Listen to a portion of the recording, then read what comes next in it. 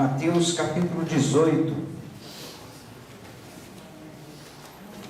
Hoje nós, como eu avisei, estamos iniciando uma série de estudos sobre cura para os traumas emocionais, cura para as feridas interiores, cura para as feridas da alma, cura interior. Para tanto, nós vamos ler o texto que se encontra em Mateus capítulo 18, os versículos 21 até o versículo 35. Mateus 18, 21 a 35. Acharam aí? Diz assim o texto sagrado: Então Pedro aproximou-se de Jesus e perguntou: Senhor, quantas vezes deverei perdoar a meu irmão quando ele pecar contra mim? Até 7 vezes?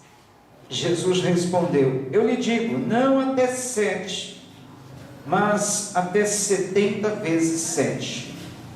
Por isso o reino dos céus é como um rei que desejava acertar contas com seus servos.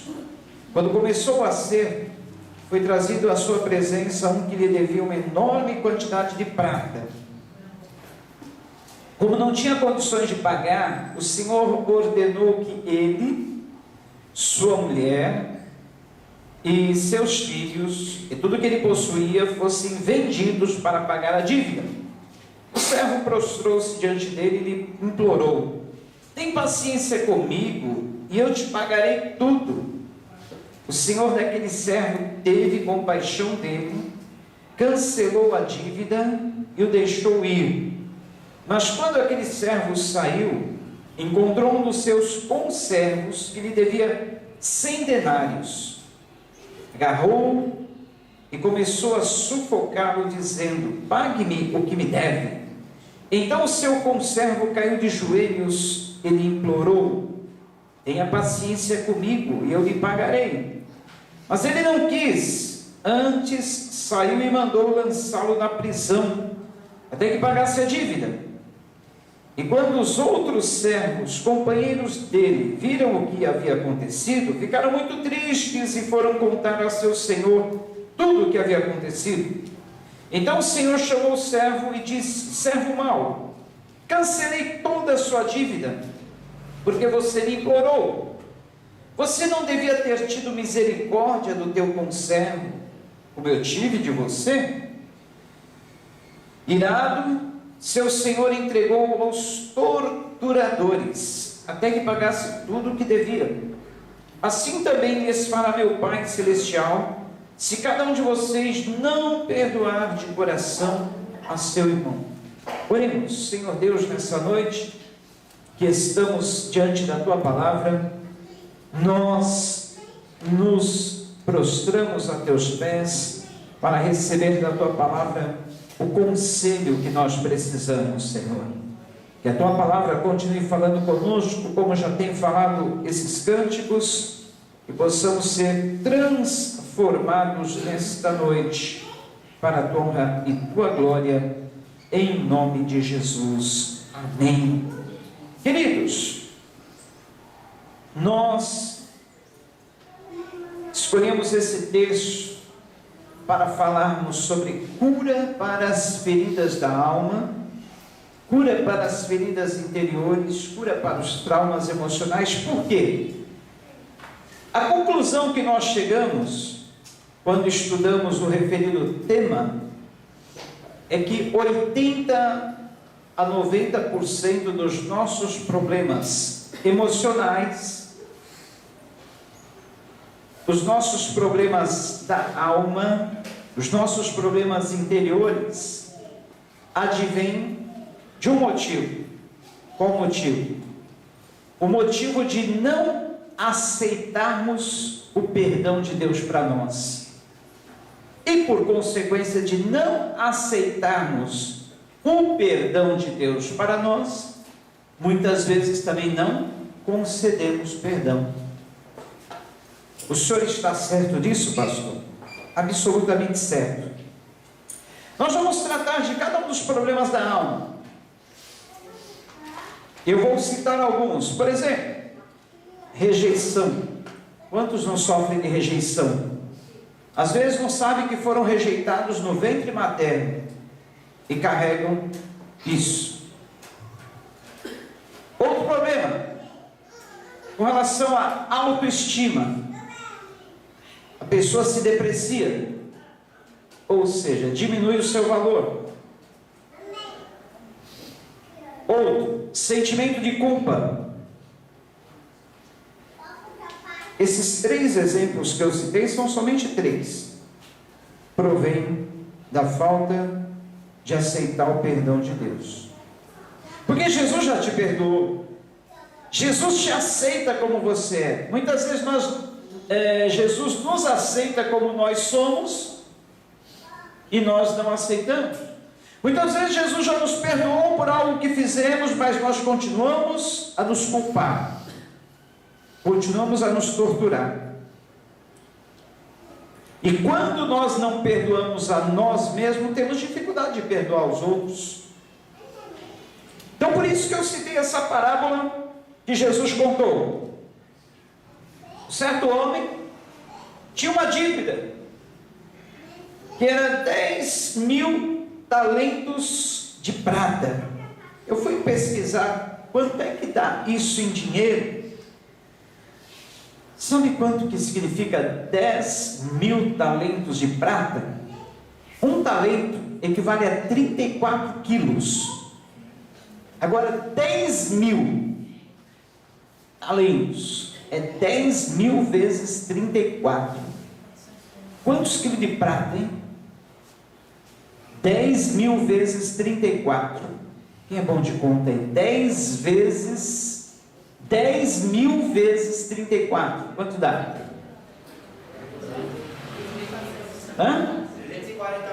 340 mil quilos de prata.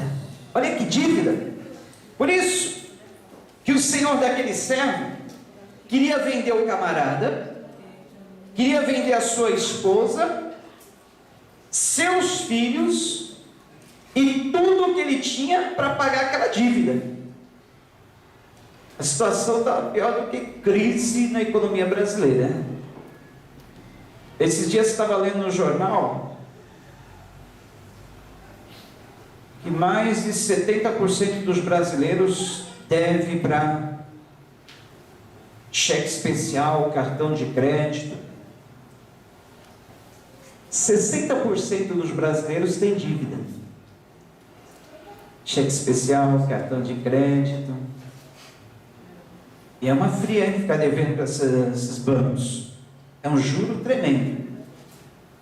Se nós estivéssemos naquele tempo, teríamos que nos vender como escravos, vender esposas como escravas, filhos como escravos. Naquele tempo era assim. Havia escravidão ainda. E não era só negro que era escravo, não. Os brancos também eram escravos. Se não tinha como pagar a dívida, ia como escravo. Ou então ia preso. A dívida do cara era 10.000 talentos. Sabe a quantos anos de trabalho equivalia essa dívida? Mais de 100.000 anos de trabalho para pagar 340 mil quilos de prata. Ou seja, o camarada ia trabalhar a vida inteira e não ia conseguir pagar. Sua esposa ia trabalhar a vida inteira, não ia conseguir pagar. Os filhos trabalhariam também a vida inteira, não conseguiriam pagar. Por que o Senhor Jesus, Ele colocou essa quantia tão grande? Daqui a pouco a gente vai saber. Agora, por sua vez, este servo tinha outro servo dele que lhe devia uma quantia bem menor. Aqui fala-se em denários já era uma unidade monetária menor. 100 denários, mais ou menos 6.000 dias de trabalho. Qual dívida era maior? Primeira, 10.000 talentos, que equivalia a 164.000 anos de trabalho. A outra dívida era de 6.000 dias de trabalho. Quanto dá 6.000 dias de trabalho? 1.000 dias de trabalho equivale a mais ou menos 3 anos. 20 anos, né? 20 anos é por aí mesmo. 20 anos de trabalho para 164.000 anos. É uma diferença grande. E esse servo, que não conseguiria pagar a dívida de 164.000 anos de trabalho, que nem sua esposa nem seus filhos conseguiriam pagar, sabe o que aconteceu com ele? Ele foi perdoado. Ele foi perdoado. Perdoado dessa grande dívida de 10.000 talentos. Já pensou receber um perdão desse? É uma alegria total, né? Alívio. Só que por sua vez, ele pegou um outro sujeito que lhe devia 100 denários, ou seja, 6.000 dias de trabalho. Falou: olha, agora você vai me pagar o que você me deve. Ele nem levou em conta que ele havia sido perdoado de uma dívida muito maior. Falou: olha, você me pague o que deve. Agarrou ele pelo pescoço, começou a sufocá-lo, dizendo: pague o que me deve. E aquele pobre conservo caiu de joelhos e implorou-lhe: tenha paciência comigo, eu lhe pagarei. Mas ele não quis.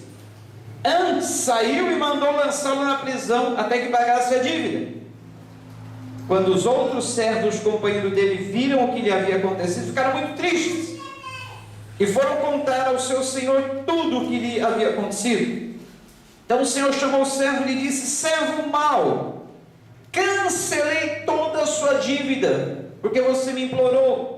Você não devia ter tido misericórdia do seu conservo, como eu tive de você?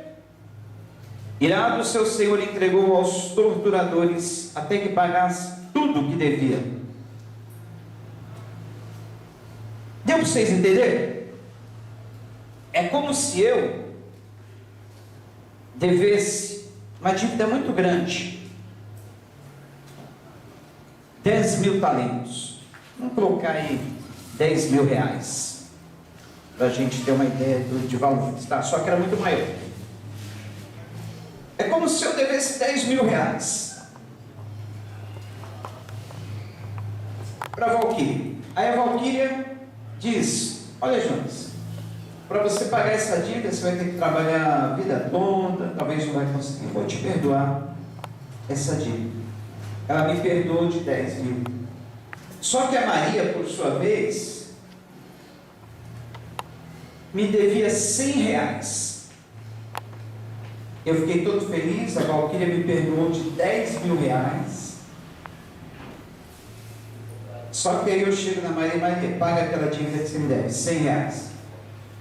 Aí a Maria de joelhos fala: eu te imploro, por favor, tenha paciência comigo, eu vou te pagar esses 100 reais. Eu digo: não, pague agora. Mas eu não posso, tem misericórdia, eu vou te pagar de pouquinho. Não, então eu vou te mandar presa. Eu fui muito mal, né? A Valquíria me perdoou de 10.000 reais, e eu não quis perdoar a Maria de 100 reais. A Valquíria poderia ter me mandado para a cadeia por causa de 10.000 reais, ou eu teria que me vender como escravo. Mas ela foi compassiva. Eu, por minha vez, não fui compassivo para com a Maria. Exigi que ela me pagasse 100 míseros reais, e ela não poder, mandei que prendesse. Aí a Valquíria fica sabendo da história. Jonas, você é mau, hein? Eu poderia te mandar para a cadeia, eu te vender como escravo por causa de 10.000, eu não fiz. E você, por causa de 100 reais, você mandou para a cadeia a sua irmã. Agora eu vou fazer o mesmo que você. Eu volto atrás e vou te lançar na cadeia. Você não vai sair de lá enquanto não pagar tudo. Moral da história. Eu, você, nós tínhamos uma dívida muito grande para com Deus. E o Senhor Jesus colocou nesse valor alto para mostrar que a dívida que eu e você, que nós tínhamos para com Deus, nós não conseguiríamos pagar. Vocês viram que na parábola o servo não poderia pagar sozinho aquela dívida, mesmo que se ele se vendesse como escravo a vida toda, ele não conseguiria pagar. Sua esposa não conseguiria pagar. Todos os seus filhos sendo vendidos como escravos não conseguiriam pagar, porque era uma dívida de mais de 100 mil anos. Não tem como pagar. Por isso que esse valor alto, 340 mil quilos de prata, ninguém consegue pagar uma dívida dessa. Fosse nos dias de hoje, nem o homem mais rico do mundo pagaria. Poderia até comprar as gerações dele. Todas E olha, as gerações seriam escravos. Mesmo assim, quantas gerações precisaria, né? Muito. Então, esse valor alto é para mostrar que a dívida que eu e você tínhamos para com Deus, não conseguiríamos pagar tudo. Foi preciso o preço de sangue do Senhor Jesus para nos pagar a dívida. Somente o sangue de um homem justo, sem pecado, puro. Quanto que vale o sangue de Jesus? Muito. Sangue puro, sangue do Filho de Deus. Foi preciso o sangue dele ser derramado, todo o seu sangue derramado, para que eu e você pudéssemos ter a nossa dívida de pecado paga. Ou seja, todos os nossos pecados que nós já cometemos até hoje, todos que ainda cometemos, todos que ainda vamos cometer até o fim da vida, é muito. Nem todo o ouro do mundo, nem toda a prata do mundo seria suficiente para pagar nossa dívida para com Deus. E Jesus fez isso através do seu sangue. Uma dívida incalculável Ele pagou para mim. Agora, e a dívida do meu irmão, da minha irmã para comigo? Será que se compara à dívida que eu tinha e tenho para com Deus? Quanto seu irmão te deve? Quanto aquela pessoa que te ofendeu te deve? O que ela fez para você comparado com o que nós fazemos para com Deus? Não torna-se bem pequenino? Né? Pense na pior ofensa que você já recebeu na sua vida. Pense na pior machucadura que você já recebeu. Pense no maior ferimento que você já recebeu de alguém. Na maior traição. Pense. Conseguiu lembrar?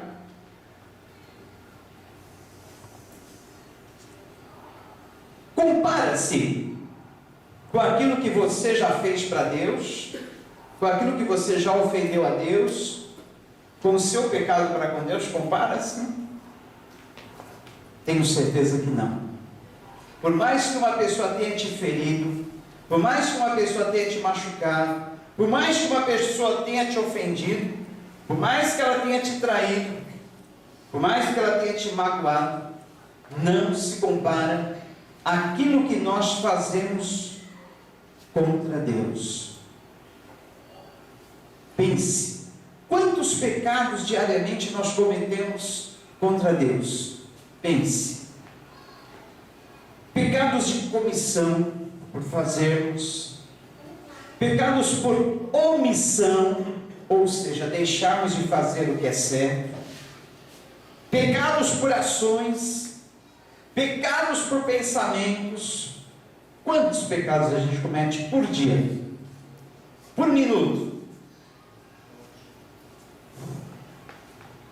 Não se compara com a dívida do nosso irmão para conosco, por pior que ela seja. E aí nós agimos exatamente como o servo incompassível da parábola. O Senhor Jesus nos perdoou de uma dívida muito maior e nós não perdoamos o nosso irmão de uma dívida tão pequenina. Tão pequenina. E o que acontece conosco? Mateus capítulo 6. Acompanha aí conosco. Mateus capítulo 6, versículo 14, diz assim: pois se perdoarem as ofensas uns dos outros, o Pai Celestial também lhes perdoará. Mas se não perdoarem uns aos outros, o Pai Celestial não lhes perdoará as ofensas. Em Mateus 18, o que aconteceu com aquele servo incompassível que havia sido perdoado?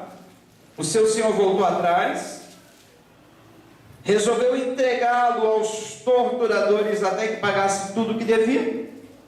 E no versículo 35 de Mateus 18, o Senhor Jesus fala que assim também fará o Pai Celestial, se cada um de nós não perdoarmos de coração a nosso irmão. Ora, aqui na parábola, fala que aquele senhor entregou o servo mau a quem? Aos torturadores, e encerrou na prisão até que pagasse tudo o que devia. Tudo porque ele não teve misericórdia. Conclusão: quando nós deixamos de perdoar aos outros as ofensas que nos fazem, Deus permite que nós fiquemos aprisionados. E pior do que ficar aprisionados, Ele permite que torturadores nos perturbem. Quais são esses torturadores? Tudo aquilo que aflige a nossa alma. Isso quer dizer que a falta do perdão traz terríveis aflições para a alma. É como se nós estivéssemos presos e torturadores ficassem constantemente nos perturbando. Olha só que coisa terrível. Exatamente essa figura da falta do perdão. A pessoa presa e torturadores lhe afligindo a alma constantemente. Tudo por causa da recusa em dar perdão. Agora eu pergunto: não seria melhor para aquele servo, já que ele foi perdoado de uma dívida tão grande, chegar para o outro que lhe devia 100 dinheiros e perdoar também? Falar: ó, eu estou tão feliz que eu fui perdoado de uma dívida tão grande, não precisa mais me pagar aquilo que você me deve, você está perdoado também. Ele estaria livre, o outro servo estaria livre também, os dois estariam felizes, livres, soltos, sem problema nenhum. Mas sabe a conclusão que nós chegamos diante de tudo isso? É que aquele servo mau, ele não entendeu que ele havia sido perdoado. Parece que ele não quis aceitar o perdão. Parece que ele pensou que ele ainda poderia pagar aquilo. E se o seu conservo lhe pagasse, aquela pequena quantia já ia ajudar ele a juntar o valor da dívida, que era muito alto. Não dá essa impressão? Parece que ele não quis perdoar por não aceitar perdão. E daí nós voltamos para a tese inicial, que é o seguinte: quase todas as aflições que sofremos na alma advêm do fato de nós não aceitarmos o perdão que foi nos concedido. Isso é graça. Nós recebemos o perdão pela graça, de graça, totalmente gratuito, o perdão que Jesus nos ofereceu. E nós não entendemos isso. Achamos que outros que nos devem têm que nos pagar, para que a gente consiga um dia alcançar esse valor alto e pagarmos também a nossa dívida. A sua dívida já foi paga. Jesus já esqueceu a sua dívida, Jesus já esqueceu o nosso pecado, Jesus já esqueceu quanto nós lhe devíamos. Da mesma forma, Ele quer que nós venhamos esquecer o que nos devem, esquecer o que nos ofenderam, porque nós o ofendemos muito mais. Olha só o que diz primeira carta de Pedro, capítulo 2, eu vou ler os versículos 21 até o 25, primeira carta de Pedro. O Pedro, sabe aquele discípulo impetuoso do Senhor Jesus? Aquele que queria cortar a cabeça do servo, do soldado que foi lá prender o Senhor Jesus. Ele cortou a orelha do servo, mas na verdade ele queria cortar a cabeça, porque ninguém corta somente a orelha de uma pessoa com a espada. Se cortar a orelha, corta o ombro. Mas ele foi assim, ó. O servo abaixou a cabeça e acabou cortando somente a orelha. Pedro era difícil, temperamento difícil, só que ele foi transformado pelo Senhor Jesus. E quando ele foi transformado pelo Senhor Jesus, olha como ele escreveu bonito.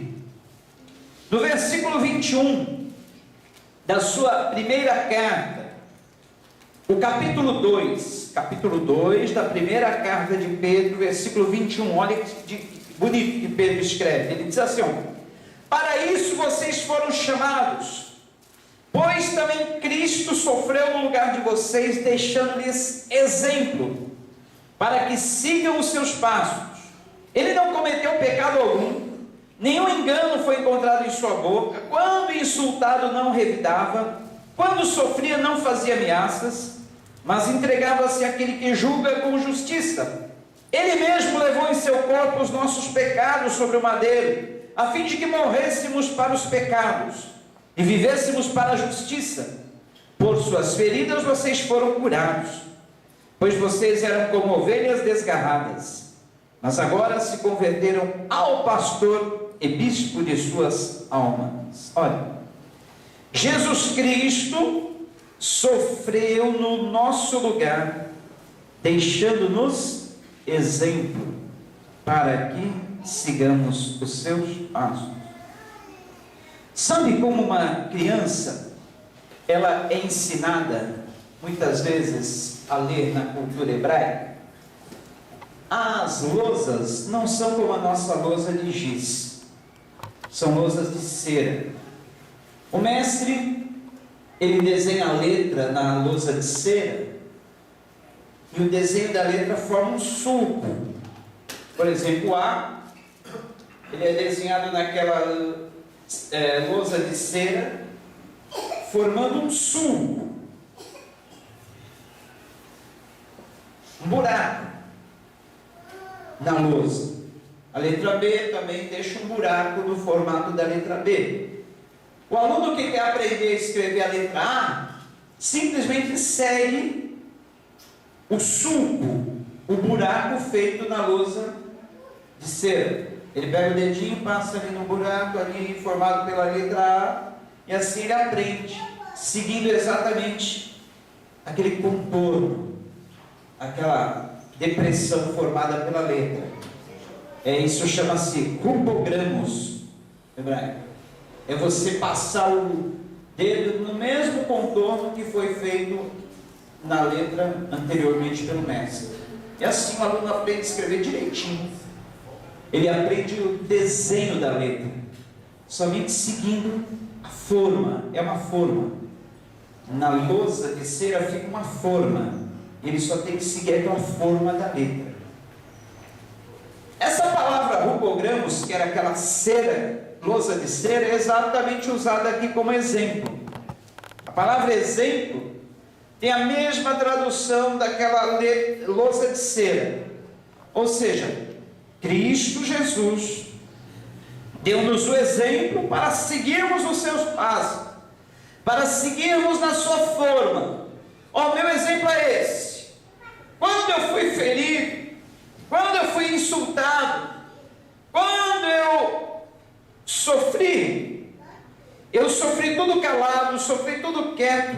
Eu levei no meu corpo todos os ferimentos e todas as dores. Olha o que diz em Isaías 53. Vamos voltar lá para o Antigo Testamento. Isaías 53, olha só o que diz.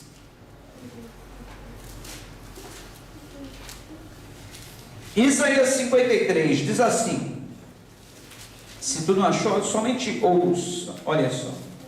Quem creu em nossa mensagem? E a quem foi revelado o braço do Senhor? Ele cresceu diante dele como um broto tenro e como uma raiz saída de uma terra seca. Ele não tinha qualquer beleza ou majestade que nos atraísse. Nada havia em sua aparência para que o desejássemos. Foi desprezado, rejeitado pelos homens, um homem de dores e experimentado o sofrimento, como alguém de quem os homens escondem o rosto. Foi desprezado, nós não o tínhamos em estima.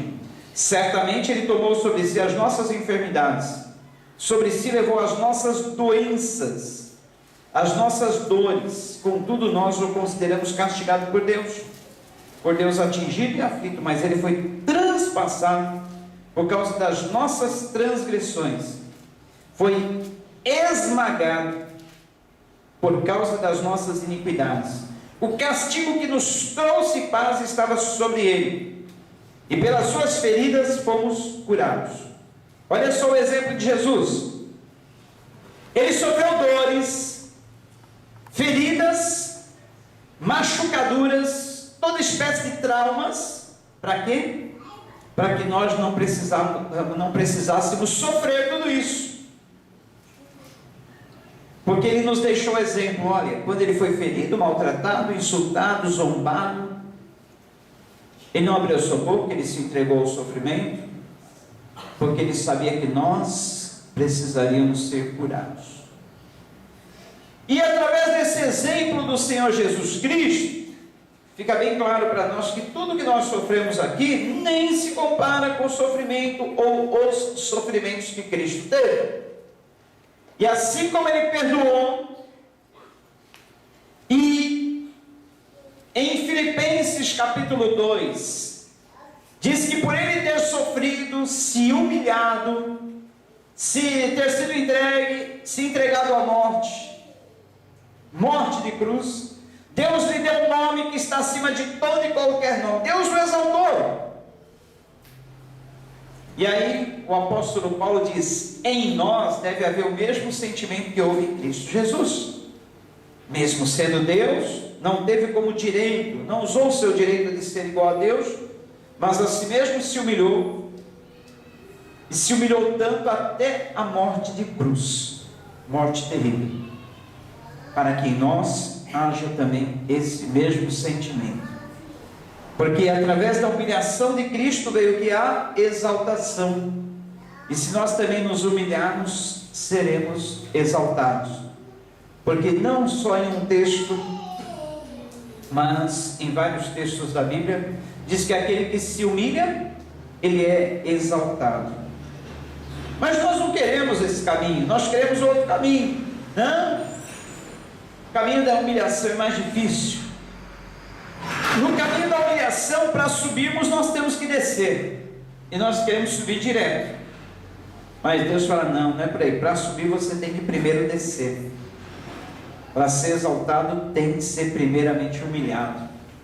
E aí surgem problemas de conflitos, de relacionamento, seja na sua família, seja no seu local de trabalho, na igreja, onde houver relacionamento. Se a gente não seguir esta trilha, esta rota, teremos problema, porque ninguém quer se humilhar. Nós queremos ser exaltados, mas humilhados não. Como dói a humilhação, né? É difícil. Mas o caminho para a exaltação é a humilhação. Jesus foi humilhado para ser exaltado.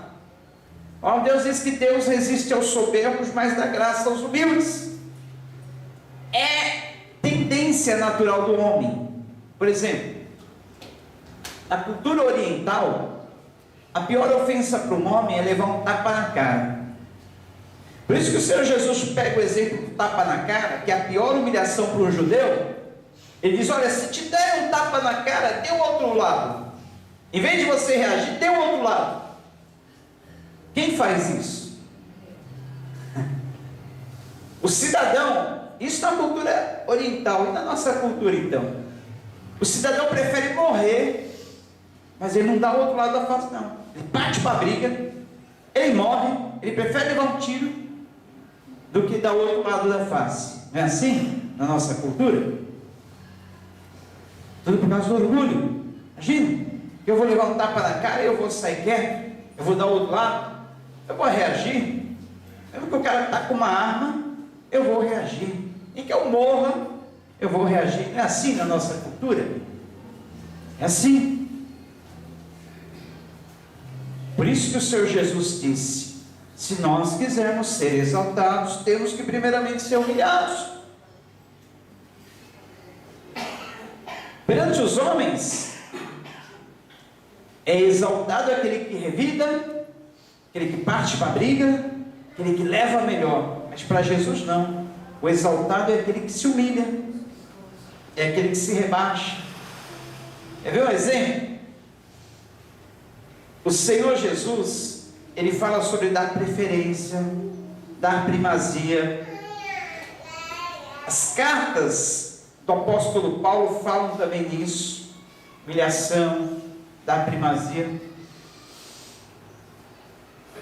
Uma certa vez, um viajante das montanhas, ele se deparou com um exemplo muito lindo, muito interessante. Sabe aquelas montanhas que tem um caminho muito estreito para se subir? Caminho que só passa uma pessoa, tipo um corredor assim, ó. É o caminho subir na montanha, só passa uma pessoa. Eu vou subir, ó, essa largura. O caminho na beira da montanha, sabe aquele caminho que vai fazer um contorno na montanha? O viajante estava ali, ele ia subir. Só que ele deparou com um fato interessante. Sabe aquelas cabras montesas? Uma ia subindo por aquele caminho, e lá em cima vinha descendo outra. Ixi, isso não vai prestar. O estreito caminho só passa uma. Uma está subindo e outra está descendo. Ele falou: vou ficar aqui olhando. O que vai acontecer? Fatalmente uma vai jogar a outra para baixo. Elas vão brigar, dar cabeçada uma na outra.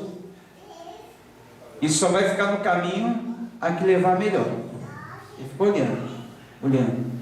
Uma ia subindo, já estava quase chegando na metade da montanha. A outra ia descendo. A que vinha descendo, vinha na fúria, rápido. E aqui ia subindo, calma, lentamente. Mas ele pensou: nenhuma das duas vai ceder, vai dar uma trombada, vão brigar, uma das duas vão cair.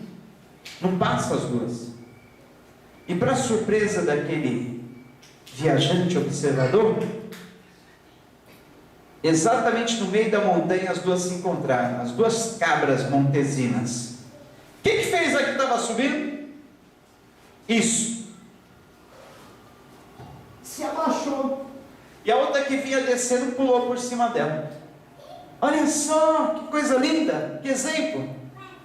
Aquele viajante aprendeu com aquilo e ficou assim olhando, olha. Ao invés das duas se chocarem, ao invés das duas baterem de frente, uma das duas ia morrer, talvez as duas iam se rolar, ladeira abaixo.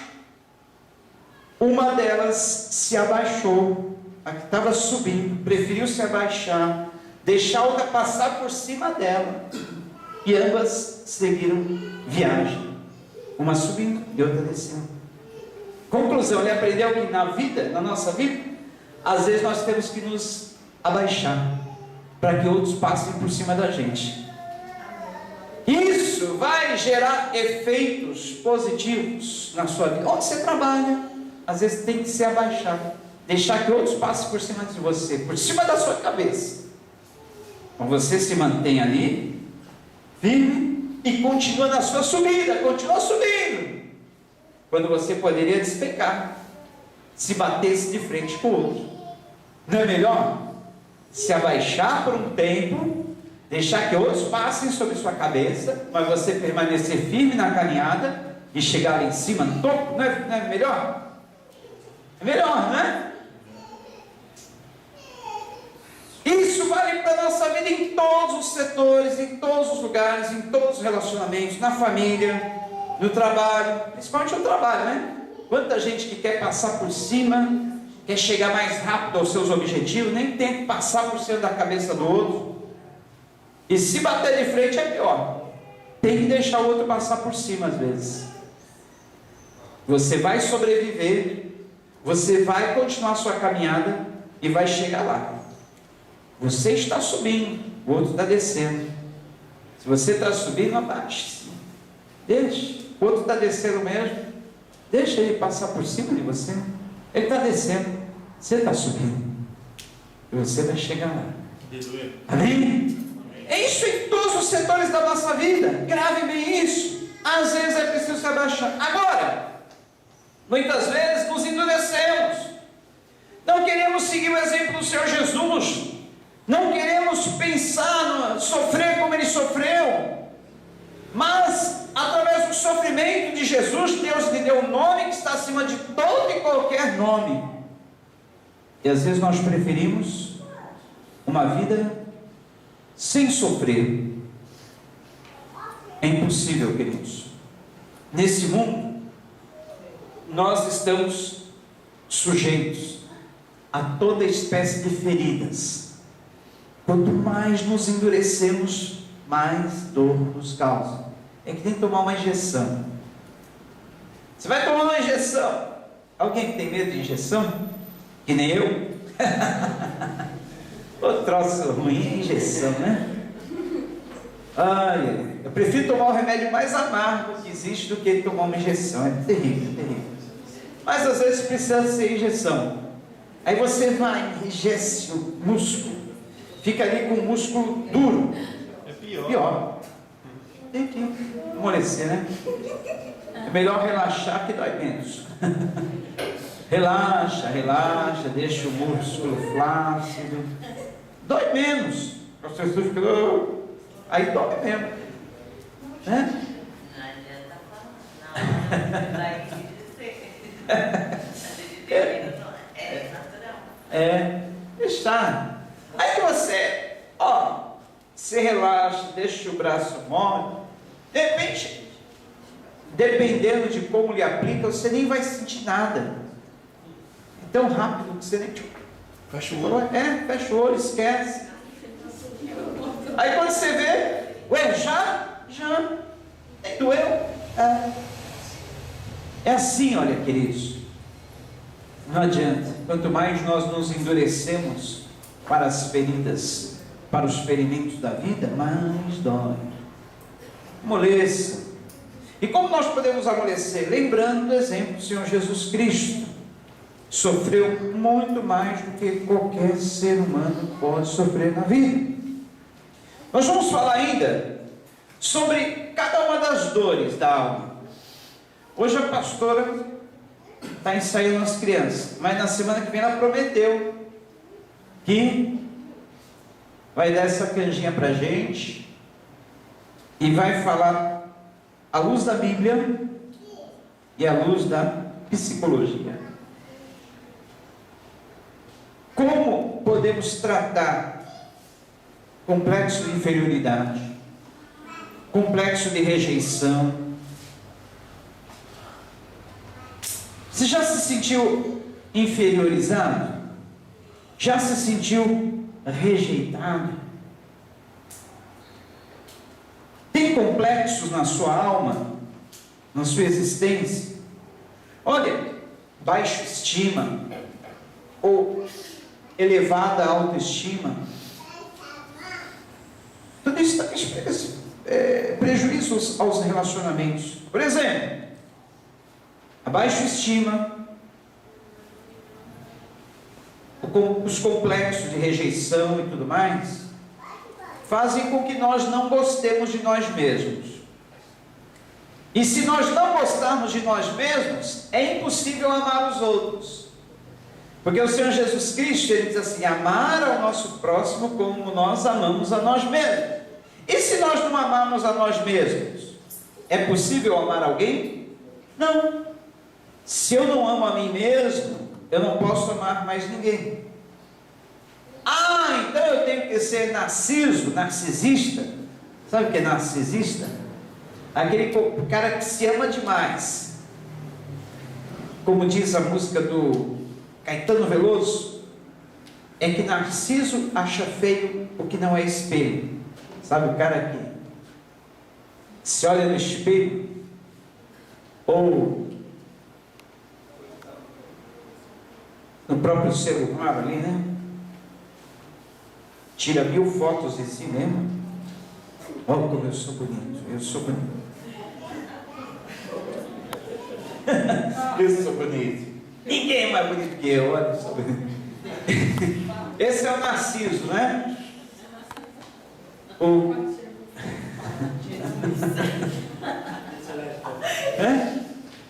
cara aqui só vê ele de bonito, só tem ele, não tem mais ninguém. Ele é o símbolo da perfeição. Esse valoriza-se extremamente assim, mas por outro lado tem aquele que desvaloriza a si mesmo, não quer nem olhar no espelho. Eu. Vocês acham o Geiso tão feio assim? Não? Ah, teve alguém que não achou feio, gente. Que bom. É tipo. Eu sou simpático. Pelo menos, né? É o que eu falo. Se não é bonito, tem que ser pelo menos simpático, né?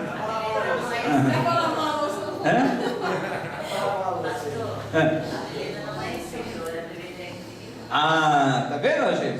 Isso é pra... A beleza não é exterior, mas sim interior. Falou tudo. Eu sou bonitão, então. Isso é lindo. Com um coração desse é lindo, lindo, lindo. Então, olha, tá vendo? Não existe. Isso é bíblico. O que a palavra de Deus diz? Que a beleza da mulher seja não a beleza do exterior, das joias, do frisado dos cabelos, dos lindos penteados, da bela maquiagem, mas seja a beleza interior, de um espírito manso, tranquilo. Ou seja, aquela mulher que é mansa, tranquila, ela irradia uma beleza interior que nenhum creme de beleza, nenhum cosmético, nenhuma joia, nenhum penteado bonito pode superar. Olha só o segredo da beleza, hein? Em outro texto diz que o coração alegre aformoseia o rosto. Coração alegre é o melhor produto de beleza que pode existir. Olha aí que lindo. Então, mulheres já sabem o segredo da beleza, né? Às vezes eu sei que mulher tem muito disso. Fiquei feliz demais, hein?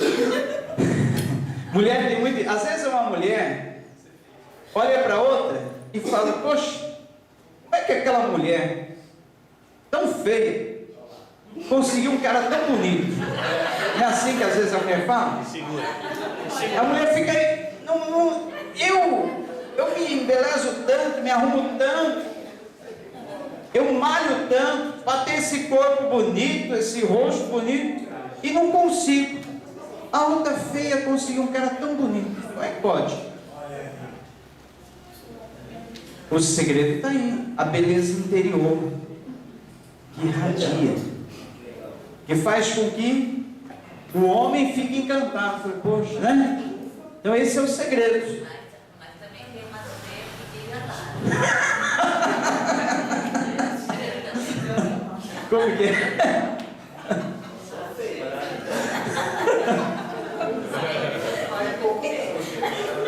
Se o exterior não ajuda, o interior tem que ajudar. Porque se o exterior não ajudar e a mulher por dentro for iracunda, for brava, né, for semblante fechado, aí, né, aí não tem jeito. E se os dois são feios? Aí empata, não tem problema. Mas o importante, né, Como diz o ditado, beleza não se põe na mesa, né? Porque o que vale é exatamente isso, é o espírito tranquilo, interior. Eu acho um absurdo o padrão de beleza que se impõe hoje em dia. Segundo os padrões do mundo, a mulher bonita é aquele modelo magro, esquelético, que desfila nas passarelas, que geralmente, né, tem que ter olhos claros, tem que ter cabelo loiro, tipo aquela modelo famosa que se aposentou agora. É. Vocês acham que isso é padrão de beleza? Eu não acho. Eu não acho. Porque a beleza não está na estética, não está no exterior. Eu só poderia achá-la bonita se eu a conhecesse pessoalmente. Se eu conhecesse o caráter, o temperamento dela. A gente não conhece, como que a gente pode dizer que é bonita? Você só pode dizer que uma pessoa é linda, é bonita, se você conhecer o caráter, o temperamento, o interior da pessoa.